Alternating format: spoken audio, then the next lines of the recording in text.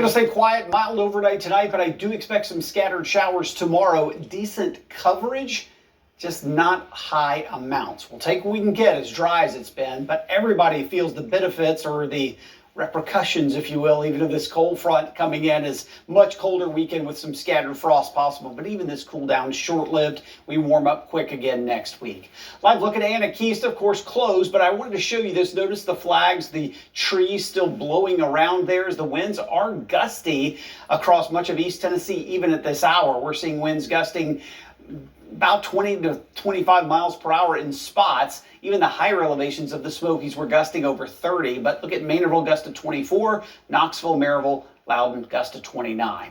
Temperatures staying mild with these southerly winds. We're upper 60s to low 70s right now. That's above the average high this time of year, so you know it's going to be mild overnight with lows only in the upper 50s to lower 60s. We warm up again tomorrow, some close to 80 in the Southern Valley, but it is cooler along the Tennessee-Kentucky border. You'll see your temperatures drop after lunchtime along the Tennessee-Kentucky border as this cold front slides through. So let's talk about the timing.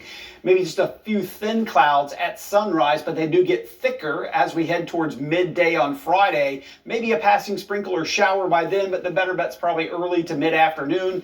I still don't think everybody sees it, but we'll take what we can get. This is about the time the kids will be heading home from school, so that's why I say grab an umbrella, but also grab a jacket. It's getting colder pretty quickly behind this front. This is 6 p.m., so a few showers for the evening commute. And by about this time tomorrow night, we're already drying out, clearing out, and cooling down very quickly.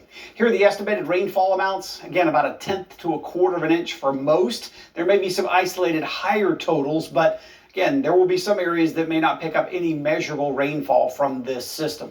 We'll take what we can get, as dry as it has been, but everybody cools down. Look at the 30s, even some 20s by Saturday morning. So there will be a potential for a freeze where we have the pink shading.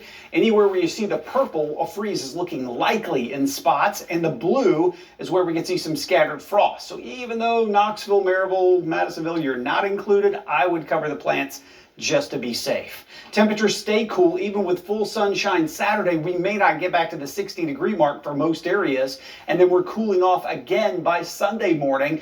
Maybe not quite as cold, a few more mid-30s around, and the wind will be key. I do think there could be some scattered frost in spots again, especially where the blue area is shaded for the morning hours on Sunday. The pink is where a freeze is possible.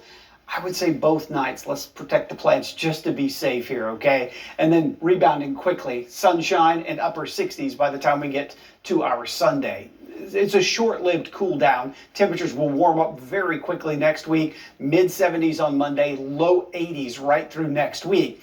The one little caveat here is it's almost like a summer pattern late next week, Wednesday, Thursday. It's breezy, it's warm, it's a little more humid. You notice that by the overnight lows getting closer to 60. And through each afternoon, maybe a pop-up shower or rumble of thunder, especially over the terrain areas like the Plateau and the Smokies. But it doesn't look like a great widespread chance of rain by then. We'll keep an eye on it.